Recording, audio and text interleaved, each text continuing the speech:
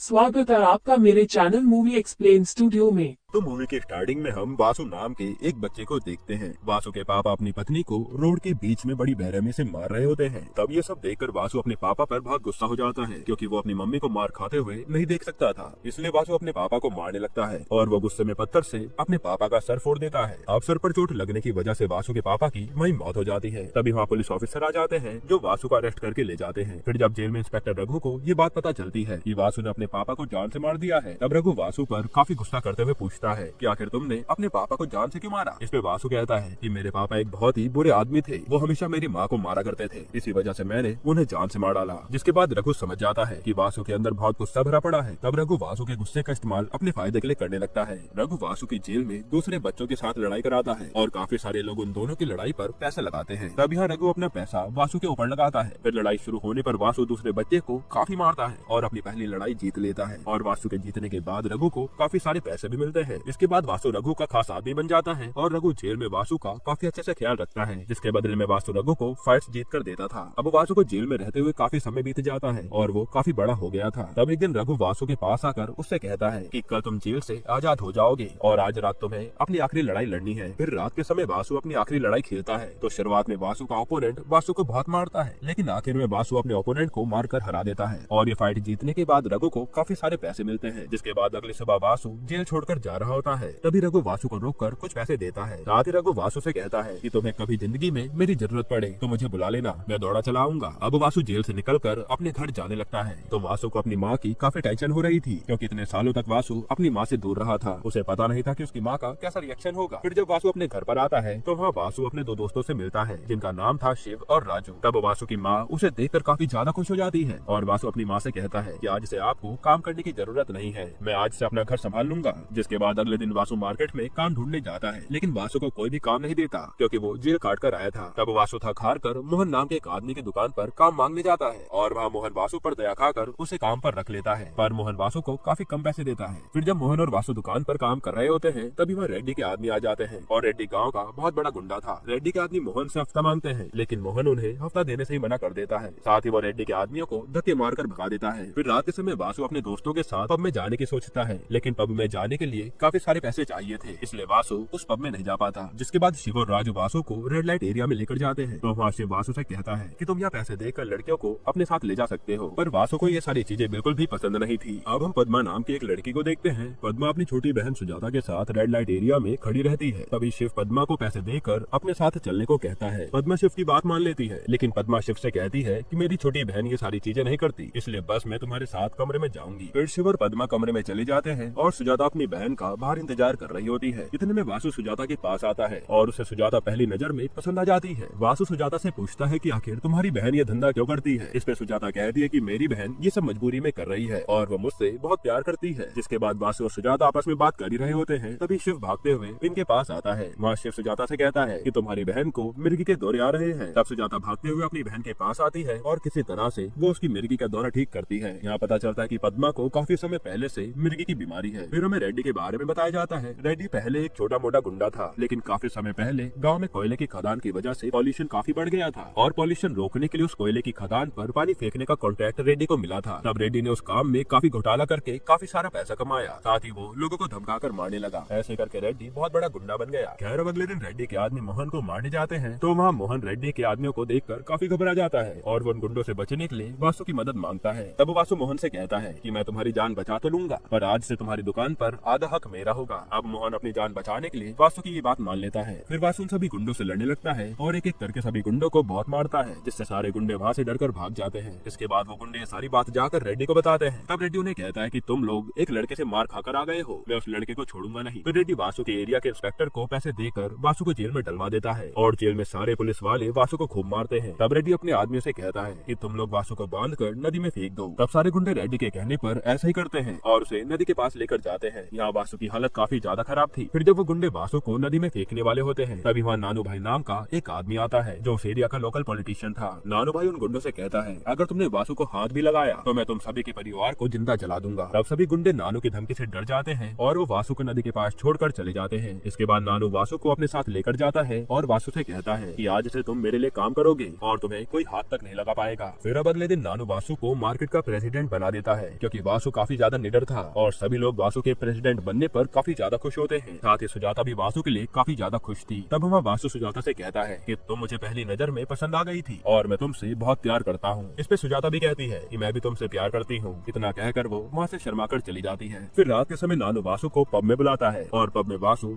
की सेक्रेटरी शीला से मिलता है। पूरे शहर में सभी लोग शीला को बहुत पसंद करते थे, लेकिन यहाँ वासु शीला को बिल्कुल भी भाव नहीं देता। जिसके बाद नानू के सपोर्ट से वासु काफी आगे बढ़ने लगता है। फिर एक दिन वासु मार्केट में अपनी खुद की साड़ी की दुकान खोलता है और नानू खुद वासु की दुकान का रिबन काटने आता है। खैर अब इसके बाद जब वासु सुजाता से मिलने जा रहा होता है, तभी रास्ते में वो देखता है कि कुछ लोग पद्मा और सुजाता को जबरदस्ती अपने साथ ले जाने की कोशिश कर रहे हैं। तब वासु उन सभी को बहुत मारता है और उन दोनों को अपने घर पर ले आता है। घर पर वासु सुजाता से कहता है कि आज से तुम मेरे साथ ही रहोगी और क्या तुम मुझसे शादी करोगी। इस पर सुजाता भी वासु को शादी के लिए हाँ कर देती है। जिसके बाद वासु अपनी शादी का कार्ड लेकर नानू के पास जाता है तो नानू वासु की शादी की खबर सुनकर बहुत खुश होता है। तभी वासु नानू से अपने साड़ी का बिजनेस बड़ा करने के लिए पैसे मांगता है। इसमें नानू कहता है कि मैं तुम्हें पैसे तो दे दूंगा, पर तुम्हारे धंधे में आधा हक मेरा होगा। फिर वासु नानू की बात मान लेता है और वासु के जाने के बाद शीला नानू से पूछती है कि आखिर आप वासु को इतने सारे पैसे क्यों दे रहे हो। तब नानू शीला से कहता है कि वासु एक बहादुर इंसान है। वासु ने काफी कम समय में बहुत तरक्की की है और गाँव के सभी लोग वासु के साथ खड़े रहते हैं, इसलिए वासु की मदद से मैं इस शहर का मिनिस्टर बन सकता हूँ। फिर अगले दिन वासु सुजाता के साथ शादी कर लेता है, जहाँ हर कोई मौजूद था। लेकिन दूसरी तरफ रेड्डी को वासु की शादी के बारे में पता चल जाता है तो रेड्डी अपने गुंडों से कहता है कि तुम लोग जाकर वासु के परिवार को मार डालो। तब रेड्डी के कहने पर सभी गुंडे वासु को मारने जाते हैं, लेकिन वासु उन सभी से अकेला ही भिड़ जाता है। तब ये गुंडा वासु को पीछे से चाकू मारने वाला होता है तो इतने में नानू वासु को धक्का दे देता है और वो चाकू नानू को लग जाती है। जिसके बाद वासु जल्दी से नानू को हॉस्पिटल लेकर जाता है और हॉस्पिटल में डॉक्टर बताते हैं कि नानू को कुछ महीनों तक हॉस्पिटल में ही रहना पड़ेगा, क्योंकि उनकी हालत काफी ज्यादा खराब है। तब नानू वासु से कहते हैं कि मैं अभी धंधा संभालने की हालत में नहीं हूँ, इसलिए तुम्हें पब के साथ साथ मेरे सारे धंधे संभालने होंगे। और नानू के कहने पर वासु नानू का धंधा संभालने के लिए मान जाता है। इसके बाद वासु दिन रात काफी मेहनत करता है और अपनी मेहनत से नानू का बिजनेस बहुत बड़ा बना देता है। और फिर दिन ऐसे ही बीतते जाते हैं। अब कुछ महीनों बाद नानू बिल्कुल ठीक हो जाता है और वो अपने बिजनेस को खुद संभालने लगता है। तब एक दिन पब में वासु के दोस्त वासु से कहते हैं कि तुमने नानू के बिजनेस को आगे बढ़ाने के लिए बहुत मेहनत की है, लेकिन इसके बदले में नानू ने तुम्हें कुछ भी नहीं दिया। वासु मोहन से कहता है कि मैं एक दिन खुद का बिजनेस करूंगा, पर मुझे बिजनेस करने के लिए काफी सारे पैसों की जरूरत पड़ेगी। इस पे मोहन कहता है कि हमारे गाँव के जंगल के बीचों बीच महेश नाम का आदमी नकली नोट बेचने का काम करता है। महेश 1 लाख के बदले कम से कम 20 लाख रुपए नकली नोट देगा और वो सारे नकली नोट दिखने में बिल्कुल असली लगते हैं। साथ ही मोहन वासु को बताता भी है कि मैं भी एक दिन महेश से नकली नोट लेकर घर जा रहा था, लेकिन रास्ते में पुलिस वालों ने मुझे पकड़ लिया और वो मेरे सारे नोट लेकर वहाँ से चले गए। ये सब सुनकर वासु अपने सारे पैसे लेकर महेश के पास पहुँच जाता है। अब महेश वासु को 1 लाख रुपए देता है और उसके बदले में महेश वासु को 20 लाख रुपए के नकली नोट दे देता है। फिर वासु वो नकली नोट लेकर वापस आ रहा होता है, तभी रास्ते में कुछ पुलिस वाले वासु को पकड़ लेते हैं और वो वासु से उसके सारे पैसे मांगते हैं। तब वासु उन ऑफिसर को अपनी आईडी दिखाने को कहता है, लेकिन उन सभी ऑफिसर के पास पुलिस की आईडी नहीं थी और असल में महेश के कहने पर ही वो नकली पुलिस वाले लोगों से पैसे लूटते थे। जिसके बाद वासु उन सभी को खूब मारता है, साथ ही वो महेश को भी पीट देता है। खैर अब वासु महेश के सारे नकली नोट लेकर घर आ जाता है और इतने सारे पैसे देकर मोहन और वासु के बाकी दोस्त एकदम हैरान हो जाते हैं। उन सभी को अपनी आंखों पर यकीन नहीं हो रहा था। फिर तभी वासु की माँ वासु से कहती है कि सुजाता प्रेग्नेंट है। ये सुनकर वासु बहुत खुश हो जाता है और जल्दी से सुजाता के पास आता है। यहाँ वासु सुजाता से कहता भी है कि मैं अपने बच्चे को दुनिया की सारी खुशियाँ दूंगा। इसके बाद अगले दिन वासु और मोहन बिजनेस के काम से शहर जाते हैं। वहाँ वासु देखता है कि कुछ मजदूर एक साथ बैठकर जुआ खेल रहे हैं, लेकिन इस गेम में सारे मजदूर अपने पैसे एक नंबर पर लगाते हैं और जिनका सही नंबर आता है उनको दुगने पैसे मिलते हैं। अब ये गेम देखकर वासु का दिमाग दौड़ने लगता है। वासु सोच लेता है कि वो ये जुए का धंधा शुरू करेगा, क्योंकि इस धंधे में बिना पैसे लगाए भी प्रॉफिट होता है। और वासु इस गेम का नाम मटका रखता है। फिर ट्रेन में आते समय वासु एक छोटा मटका लेता है और ट्रेन के सभी लोगों से कहता है कि मैंने इस मटके में 1 से लेकर 0 तक नंबर डाला है और आप किसी भी नंबर पर अपने पैसे लगा सकते हैं और जिसका भी नंबर सही आएगा उसको दुगने पैसे मिलेंगे। ये सुनकर सभी लोग नंबर पर अपने अपने पैसे लगाते हैं और इस गेम में काफी लोग जीतते तो हैं, पर आधे से ज्यादा हार जाते हैं। पर हारने के बाद भी सब लोगों को ये गेम खेलने में काफी मजा आ रहा था और इस गेम से वासु को काफी ज्यादा प्रॉफिट होता है। जिसके बाद वासु नानू की मदद से ये मटका का गेम गाँव में भी शुरू करता है और सभी लोग वासु के कहने पर अपने अपने पैसे नंबर्स पर लगाते हैं। इसी तरह से सभी गाँव वाले अपने पैसे इस गेम पर लुटा रहे थे। अब वासु इस गेम के जरिए बहुत सारे पैसे कमा लेता है। साथ ही वासु अपनी कमाई में से नानू को भी आधा प्रॉफिट दिया करता है। वहीं दूसरी तरफ गवर्नमेंट को इकोनॉमिक प्रॉब्लम झेलनी पड़ती है, क्योंकि सभी अपने पैसे बैंक में निवेश करने की बजाय ऐसे गेमों में लगा रहे थे। इस वजह से गवर्नमेंट को जरूरत के हिसाब से टैक्स भी नहीं आता है। फिर एक दिन पीएम वहाँ के सीएम से कहती है कि तुम जल्दी से पता लगाओ कि आखिर इतना सारा पैसा कहाँ पर फ्लो हो रहा है। तब सीएम गौरी इस बात का पता लगाने की कोशिश करने लगती है। इसके बाद हम वासु को देखते हैं। वासु ने अपने सारे पैसे अपनी एक फैक्ट्री के अंदर छुपा कर रखे थे और यह अमन नाम के आदमी ने वासु के बिजनेस में उसे धोखा देने की कोशिश की थी। तब वासु अमन से कहता है कि मैंने तुम पर भरोसा कर काम पर रखा था और अब तुम मेरे भरोसे को तोड़कर बच तो नहीं पाओगे। इतना कहने के बाद वासु अमन को जान से मार डालता है। असल में यह वासु पर अब पैसों का घमंड भी आने लगा था। अब हम वासु की बेटी नेहा को देखते हैं और नेहा घर पर वासु के साथ खेल रही होती है। तभी सुजाता गुस्से में वासु के पास आती है और वो वासु को न्यूज़पेपर दिखाती है जिसमें लिखा था कि एक आदमी अपना सारा पैसा मटके में हार गया था, इसलिए उस आदमी ने अपनी जान ले ली। सुजाता वासु से कहती भी है कि तुम ये मटके का गेम बंद कर दो वरना गरीबों की बददुआएं हमें लगेंगी। लेकिन वासु सुजाता की नहीं मानता और यहाँ इन दोनों की बहस हो जाती है। फिर हम राकेश नाम के एक ऑफिसर को देखते हैं और गौरी ने मटके के बारे में जानकारी निकालने के लिए राकेश को सीक्रेट ऑफिसर के तौर पर भेजा था और यहाँ राकेश गाँव में अपनी पहचान बदल कर रहने आया था।